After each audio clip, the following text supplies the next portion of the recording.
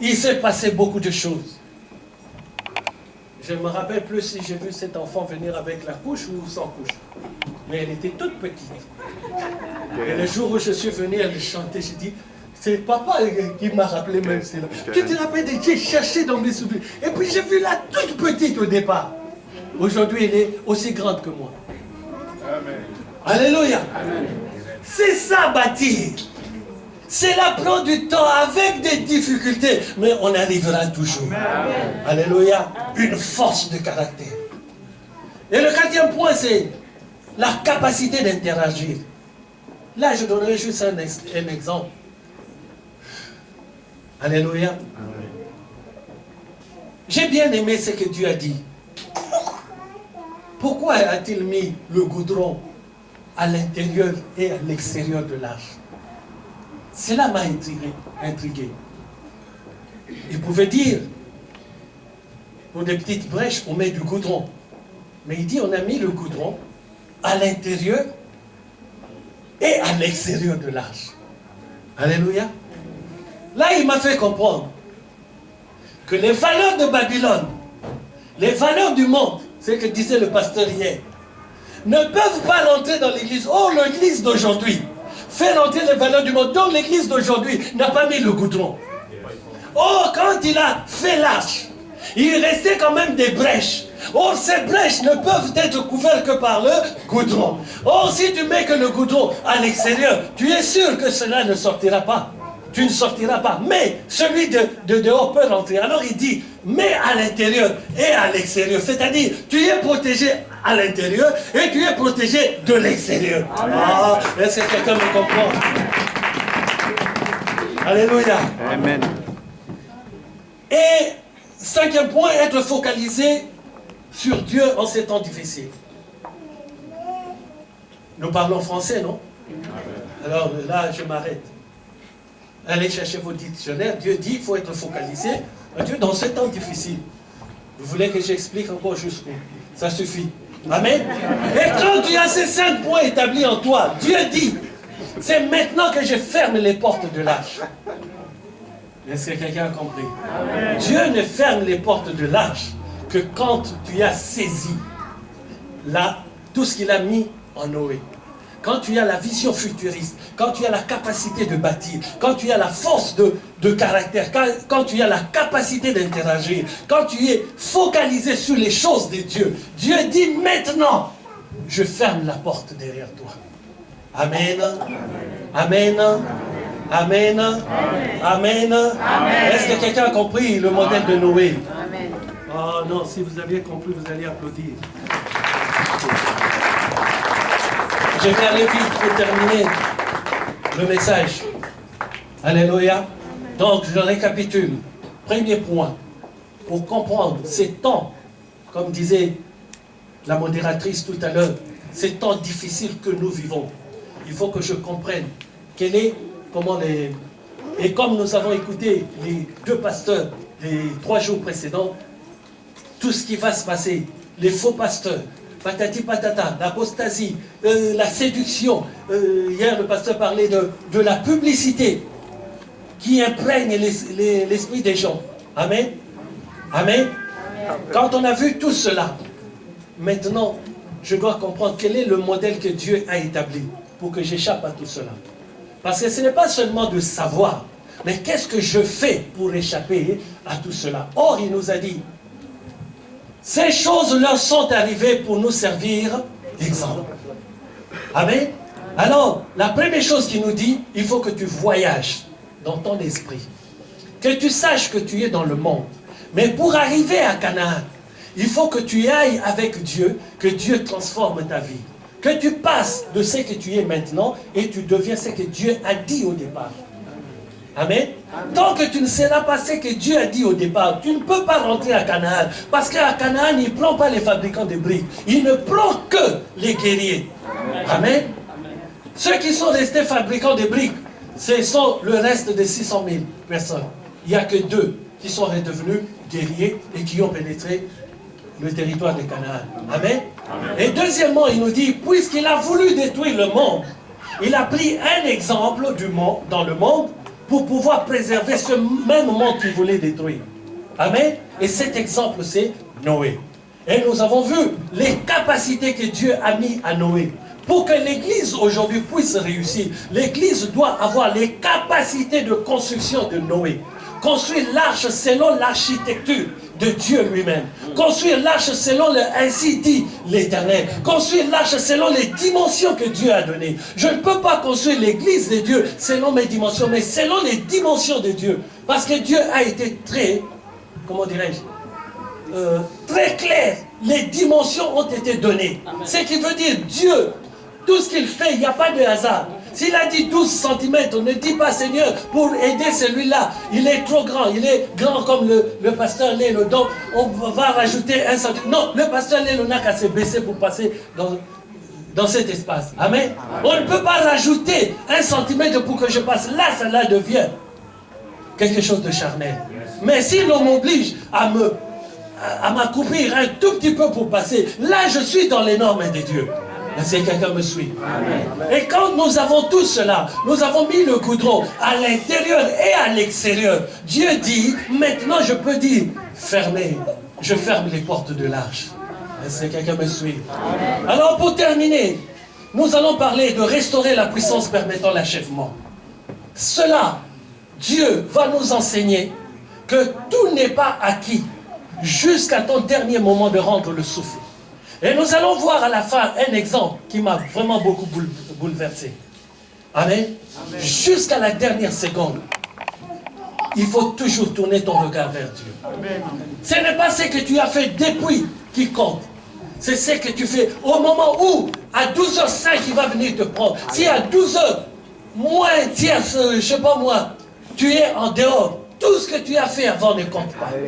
Est-ce que quelqu'un me suit? Amen. Nous allons aller dans le livre, vous notez seulement, je vais lire rapidement. Dans le livre de Néhémie, Néhémie chapitre 2, le verset 17. Notez seulement, je vais lire rapidement. Est-ce que nous sommes là? Amen. Je vois mon frère, il me voit bien là?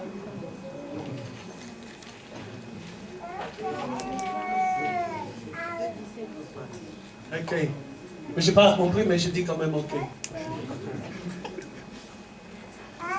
Néhémie chapitre 2, le verset 17. Restaurer la puissance permettant l'achèvement. Vous allez comprendre. Je lis la parole de Dieu au nom du Seigneur Jésus-Christ. Je leur dis alors, vous voyez le malheureux état où nous sommes.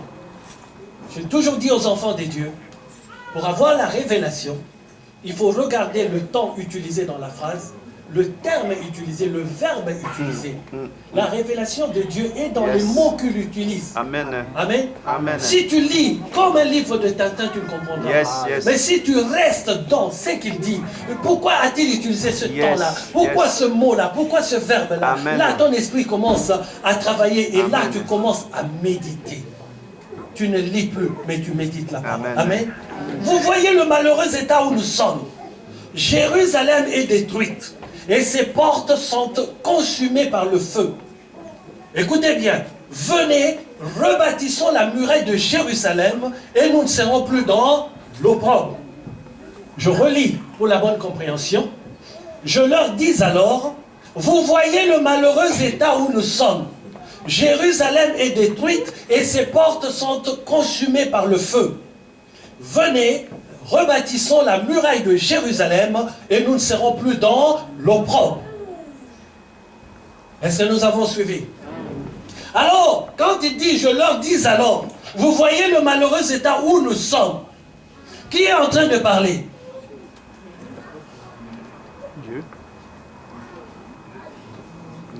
Néhémie. Pourquoi vous avez peur? Alléluia. Néhémie est en train de parler à qui? Il est en train de parler aux hommes de Dieu. Quand tu lis ce passage, est-ce que Néhémie est en train de parler des murs de Jérusalem qui sont en feu? Est-ce qu'il est en train de parler des murs des bâtiments qui sont en feu? Est-ce qu'il est en train de dire que les portes sont en feu? Est-ce que cette porte-là qui est en feu? Non. Néhémie est en train de dire aux hommes de Dieu. Alléluia. Aux hommes de Dieu, voici l'état où nous sommes. Parce que les hommes de Dieu sont le portail où passent les enfants de Dieu. Les hommes de Dieu, les serviteurs de Dieu, les encadreurs des enfants de Dieu, ceux-là qui sont appelés pour servir, sont le portail par lequel passe le peuple. Le peuple ne peut voir Dieu que par l'enseignement donné par les serviteurs de Dieu. Amen. Et Néhémie est en train de reprendre ceux-là qui sont dans le service de Dieu. Vous travaillez, vous êtes en train de travailler comme des portes qui sont consumées par le feu. Venez, rebâtissons. Venez, reprenons le travail au début. Quand il dit, que veut dire bâtir? Bâtir veut dire tout simplement être structuré. Amen. Construire quelque chose de structuré.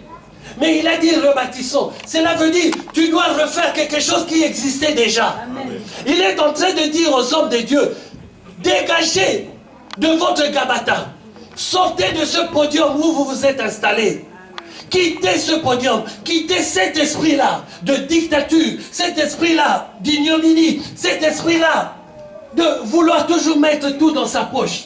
Amen. Alléluia. Amen. Maintenant, revenez et travaillons dans l'église comme c'était aux temps anciens.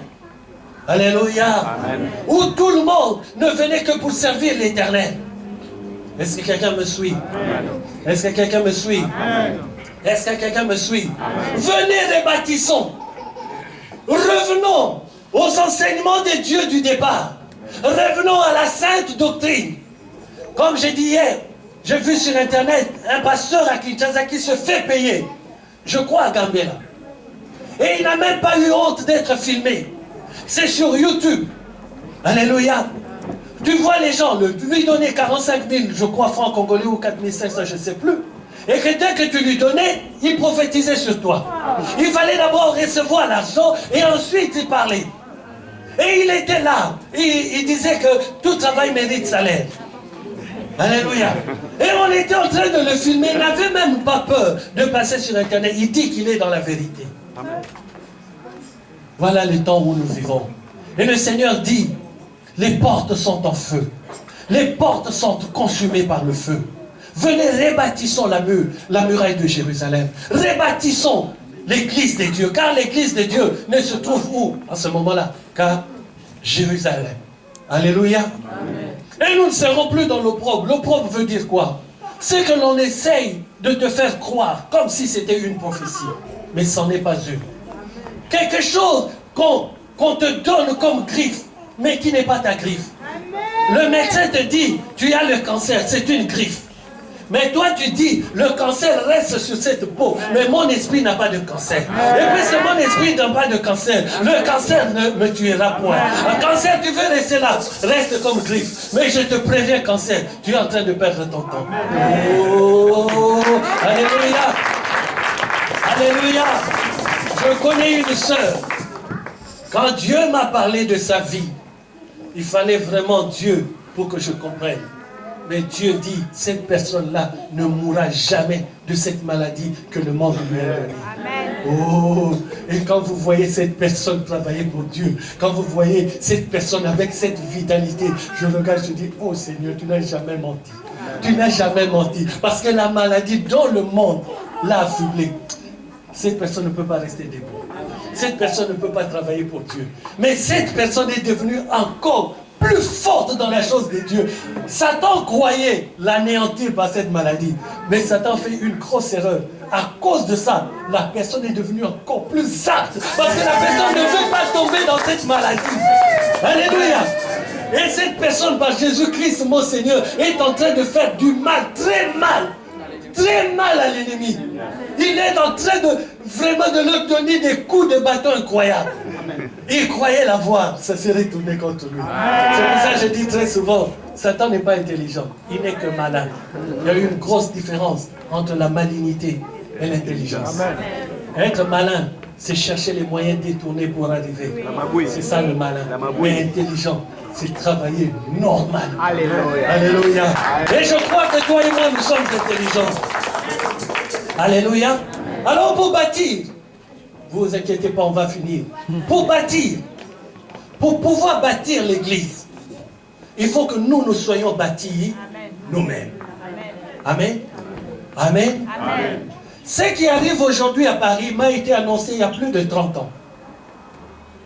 L'église. Par une prophétie, pendant qu'on était dans le culte, cela a été annoncé il y a plus de 30 ans. Mais pour que cela s'accomplisse, il fallait que je sois d'abord bâti moi-même. Amen. C'est pour cela que vous me voyez toujours au pied de maman. Pourquoi? Parce que pour pouvoir travailler, faire quelque chose, il faut que tu reçoives d'abord. Si tu ne reçois pas de quelqu'un qui a déjà reçu, tout se passe par transmission. Alléluia. Le Seigneur est venu, il a transmis le Saint-Esprit. Amen. Toi c'est pareil, moi c'est pareil. Peut-être Paul, ben lui aussi, le Seigneur le lui a transmis lui-même. Mais ne crois pas que tu peux travailler dans l'œuvre de Dieu tout seul, impossible. Il faut que quelqu'un t'apprenne, il faut que quelqu'un te coache. Amen. Il faut que quelqu'un te soutienne, il faut que quelqu'un te reprenne quand tu es en dehors. Alléluia. Il faut que quelqu'un te dise, mon fils, fais attention, le chemin que tu prends là n'est pas le bon. Amen. Amen. Amen. C'est pour ça que vous me voyez toujours à Nancy. Tant que le Seigneur n'a pas encore sonné la trompette, je reste au pied de maman. Mais je travaille aussi. Pourquoi? Parce qu'on a toujours besoin d'un coach. On a toujours besoin de quelqu'un, même si elle oublie. Parce qu'elle a tellement des enfants. Mais quand elle reste chez elle, même si elle a oublié, à un moment, mon image apparaîtra. Et là, elle sera partie en prière. Amen. Et là, les démons sont en débandade. Ah, maman est à télémie. Mais je croyais avoir mis l'esprit d'oubli là-bas. Quel esprit tu vas mettre ici? Ça va rentrer où? Ça va rentrer où? Alléluia. Est-ce que quelqu'un me suit? Il faut que je sois bâti moi-même. Bâtir permet, je vais lire rapidement, d'arriver à la mesure parfaite de Christ. D'utiliser la parole de Dieu qui entraîne la libération des ressources divines. Quand Claude annonce la parole de Dieu, cela est la clé de l'ouverture des ressources divines. Mais maintenant, pour que cela s'accomplisse, il faut que cette parole que Claude a annoncée soit impactée dans son esprit. C'est pour ça que très souvent on dit, ce pasteur-là a dit, on n'a jamais vu. Alléluia. Peut-être, il y a deux cas, peut-être ton temps n'est pas encore arrivé, hein, et des deux, parce que ce qu'il a dit lui-même ne l'a pas cru sincèrement. Et troisième point, c'est que toi aussi, tu n'as pas cru à ce qu'il a dit. La parole de Dieu me dit ceci, qu'il en soit fait selon ta foi, pas la mienne. Moi, j'annonce ce qui est impacté dans mon esprit. Mais pour que cela fasse un effet en toi, il faut que toi aussi tu le reçoives. D'abord que cela impacte ton esprit et tu verras l'accomplissement. Alléluia. Alléluia. La libération des ressources divines. C'est là l'impact qui rentre et qu'on voit. Amen. Arriver à l'achèvement, c'est quoi? C'est finir la saison, passer à une autre et finir la vie. Et maintenant, j'attaque le dernier point. Et quand j'attaque cela, je dis très souvent, c'est là que les Romains s'empoignèrent. Amen. Amen. Parce que personnellement, j'ai été bouleversé. J'ai même demandé à Dieu, Seigneur, depuis le temps que je lis ça, et il me dit, ce message ne pouvait pas être donné avant. Chaque période correspond à une saison, et c'est la saison pour annoncer ce message. Amen. Amen. Amen. Amen. Je vais vous parler de Jean le Baptiste. Jean le Baptiste, j'insiste bien, je ne parle aujourd'hui que du point de vue de l'achèvement de la vie. Ne prenez pas ce que je dis et ne le mettez pas ailleurs. J'insiste, je ne parle que pour l'achèvement de la vie. Amen. Pas Jean le Baptiste sur un autre aspect. Jean le Baptiste, quand tu lis la parole de Dieu, a beaucoup d'aspects. Mais l'aspect dont je veux vous parler aujourd'hui, c'est du point de vue de l'achèvement. C'est-à-dire, quand arrive l'heure de ton départ, quand arrive le moment où tu dois rendre l'âme, tu n'as besoin de personne à tes côtés si ce n'est que Dieu lui-même. Et tu n'as que la parole. Et si, je ne sais pas si je l'ai dit, les modèles que Dieu nous a donnés, il m'a dit ce n'est pas pour lire seulement, c'est pour que vous sachiez que je vais utiliser ces modèles pour le jugement. Alléluia. Si quelqu'un me suit.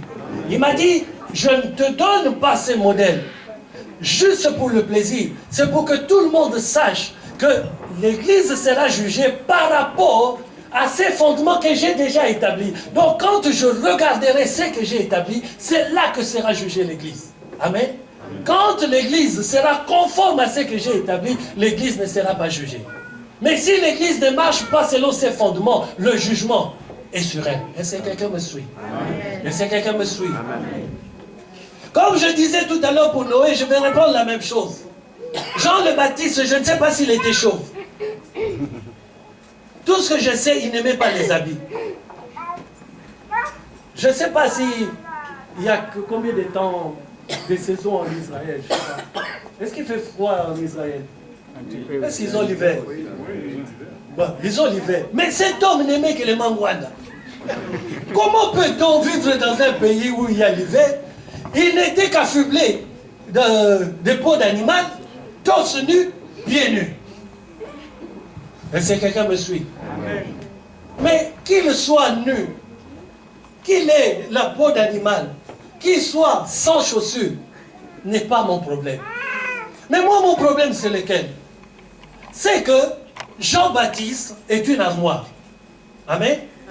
Et dans cette armoire, il y a le dépôt de Dieu. Et le dépôt de Dieu s'appelle ressources divines. Amen.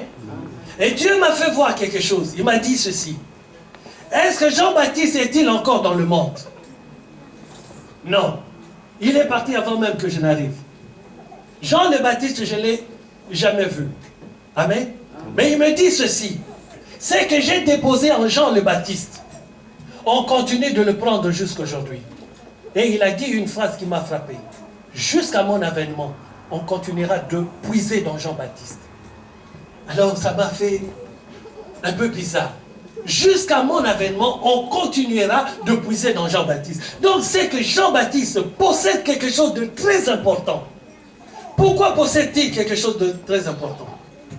Jean-Baptiste, sa dimension spirituelle, les principes divins et tout ce que veut nous enseigner Dieu est toujours dans Jean-Baptiste. Dieu a rempli Jean le Baptiste de tout ce qu'il veut nous enseigner. Alléluia. Amen. Alléluia. Amen. Luc chapitre 16, le verset 28 nous dit ceci. Je vous le dis, parmi ceux qui sont nés des femmes, il n'y en a point de plus grand que Jean. Cependant, le plus petit dans le royaume des dieux est plus grand que Jean le Baptiste. Alors là, ça m'a mis